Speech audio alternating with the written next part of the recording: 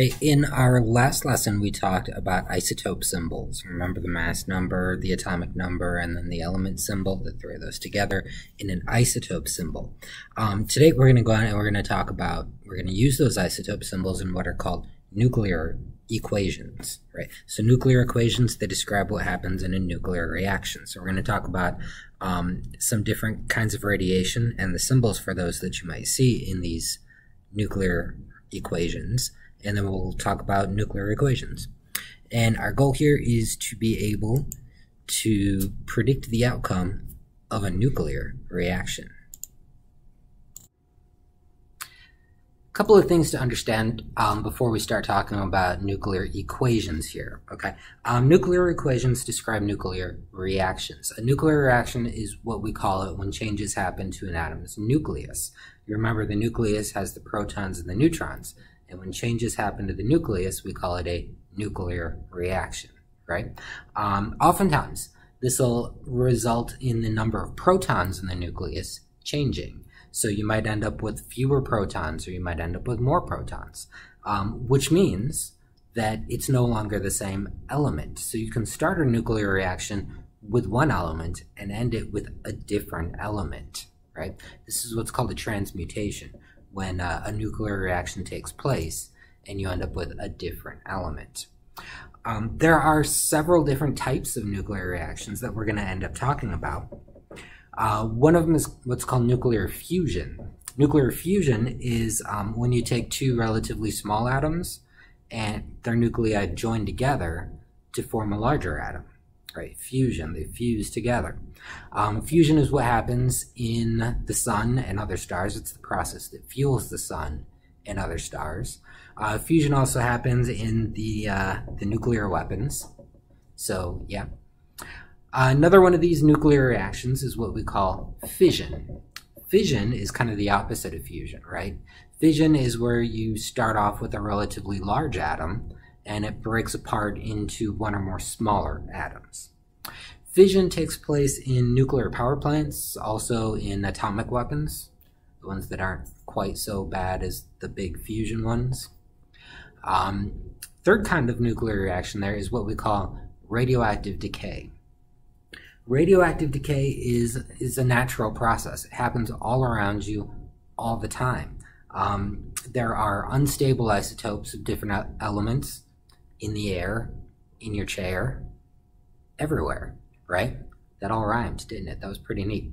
Anyway, and these unstable atoms decay. They fall apart. It's a natural process. Happens all the time. If I had a radiation meter, I'd turn it on and you could hear it beep every now and then. In fact, here I have a radiation meter. And if you listen, every now and then, it'll just kind of beep. I don't know if you could hear it, it's pretty quiet.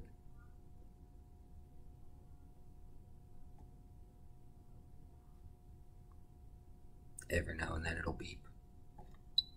There it goes, right?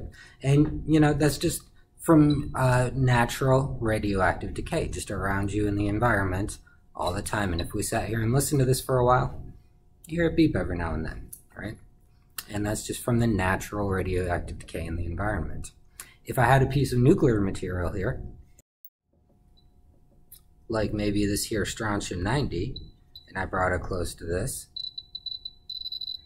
you can see it picks up a lot more radiation, right? This is strontium-90 as an unstable nucleus, and so it is radioactive. It emits radioactive particles, and it's detected by my radiation meter. But just without any radioactive material there, you'll hear a beep every now and then. Speaking of radiation, there are several different kinds of radiation. And in my experience, radiation is something that the ordinary person misunderstands quite a bit, right? Oftentimes when unstable nucleuses fall apart, they will shoot out particles of this kind or that kind. There's several different kinds, but we're going to talk about them in just a second here. And they'll go flying off. And these are what we call radiation, right? They're just particles being shot off of nuclei that have fallen apart. A few different kinds of radiation. The first kind I want to talk about here is what's called alpha radiation. Alpha radiation is made up of alpha particles. Right? An alpha particle is really just kind of the nucleus of a helium-4 atom. It has 2 protons, it has 2 neutrons, and that's an alpha particle, right? And sometimes atoms fall apart and shoot out an alpha particle. And so as we work with our nuclear equations, we're going to need to know the symbols for an alpha particle, okay? Sometimes people will write it with a 4 and a 2 and then the symbol for helium, because it really kind of is helium because it has 2 protons in it. Sometimes people will put a 4 and a 2 and put the Greek letter alpha, because we call it an alpha particle, right? So either one of these symbols is acceptable for an alpha particle, either 4,2He or 4,2 alpha.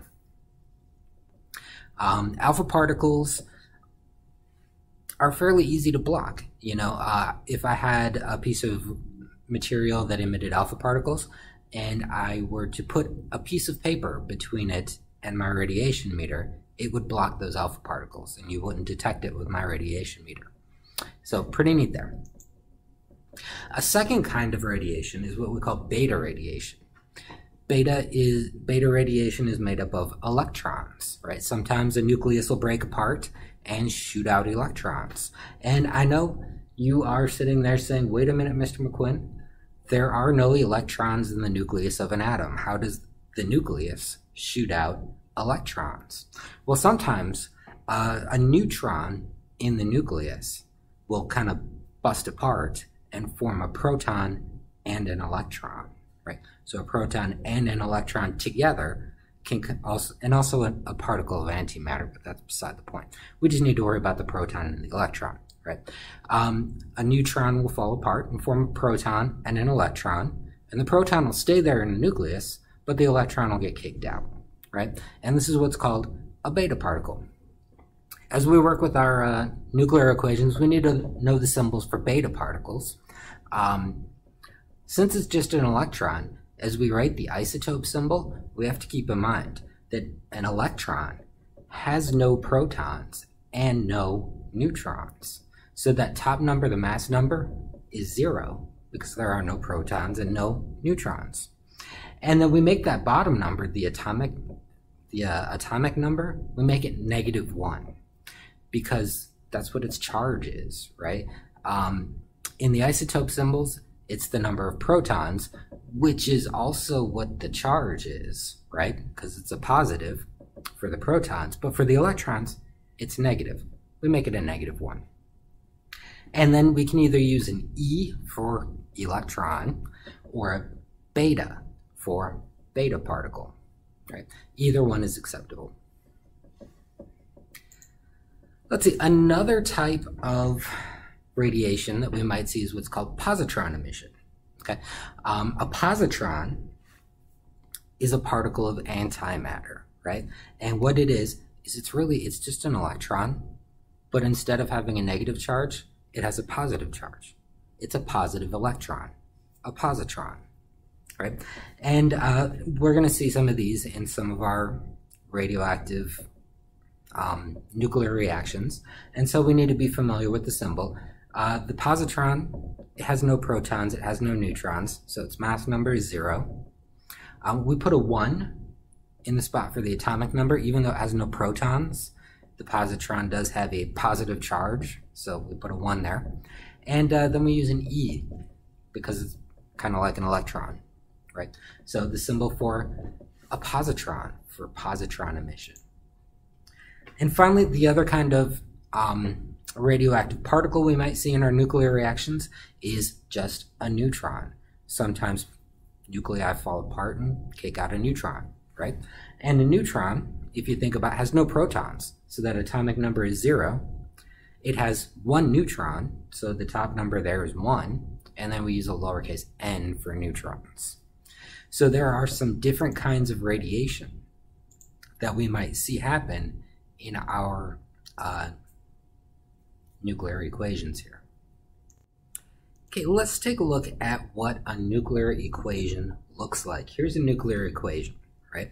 And you can see it's got uranium-235, and then there's an arrow, just like there was in the chemical equations, right? And that arrow tells you that this is the action happening, this is the reaction happening, And then on the other side of that, you can see an alpha particle. We just learned the symbol for an alpha particle. And thorium-231, right? So what this nuclear equation is telling us is that an atom of uranium-235 breaks apart into an alpha particle and an atom of thorium-231, right? Now, some things to notice about your nuclear equations here, okay? Look at the top numbers. I mean, treat that arrow like it's an equal sign, right? And look at the top numbers. See, it says 235 equals 4 plus 231. Those numbers on the top, the mass numbers, they have to balance on both sides. So if you think about what's 4 plus 231, it's 235, right? Those numbers on either side, they have to add up. Same thing with the numbers on the bottom. If you look at the atomic numbers, does 92 equal 2 plus 90? Yes, it does, right? Those numbers on the bottom have to add up. So whenever you're working with the nuclear equations, look at those top numbers, make sure they add up. Look at those bottom numbers and make sure they add up. Let's go take a look at an example of what they're going to ask us to do with this. Okay, here's kind of an example of what they're going to ask us to do. Okay, if you look at this, this is an incomplete nuclear equation, and the directions are going to say complete the equation, right? So if you look, we have iodine 129, and it's going to break up into, this is a beta particle, like we talked about a minute ago, plus something else, and we want to figure out what is that something else. And it's really not tough to do using some of these ideas we just talked about, like with the mass number. The mass numbers have to add up. So I can look at these and figure out what's the mass number for the missing thing, right? Something plus 0 makes 129. Well, obviously, it's 129, right? 129 plus 0 makes 129. And the same has to be true of the bottom numbers. So something plus negative 1 makes 53. Well, what plus negative 1 makes 53? It would be 54, right? Okay, and then we need to figure out what's the element symbol. And the element symbol is really not that hard to figure out once we know the atomic number. All we have to do is go and consult the periodic table and see which element is number 54. And if you go and look, it's xenon. So the symbol there is Xe. So it said find the missing thing, and there's the missing thing. We should go back and we should just kind of make sure, do our top numbers add up and do our bottom numbers add up? And yes, they do. The other thing they might ask us to do is they might tell us about a nuclear equation in a sentence and ask us to write it out. Okay, so for example, it says uranium-235 undergoes an alpha decay to produce thorium-231. And so we want to write what is the nuclear equation for this, right? So where do we start? Well, let's start with the first thing they told us, uranium-235. Let's write the isotope symbol for that. So 235 is the mass number. Uranium is the element. But what is the atomic number? It doesn't tell us in the sentence. So we had to go to the periodic table and look up uranium and see what is its atomic number. Uranium is number 92. So there's a 92 on the bottom. Okay. It says that it undergoes alpha decay, which means that it's going to decay and it's going to produce an alpha particle. And you remember the symbol for an alpha particle. There were two acceptable symbols. Both of them had a 4 on the top, a 2 on the bottom, and then either helium or the Greek letter alpha, right, for the alpha particle. And then it said that the other product there was thorium-231. So we know the top number is 231. And this is thorium, right, which is TH. And then let's go and let's look up the atomic number for thorium, which is number 90. Okay. And once we have it all written out, let's take a look and make sure all our numbers add up, right? It's 231 plus 4 equal 235? Yes, it does.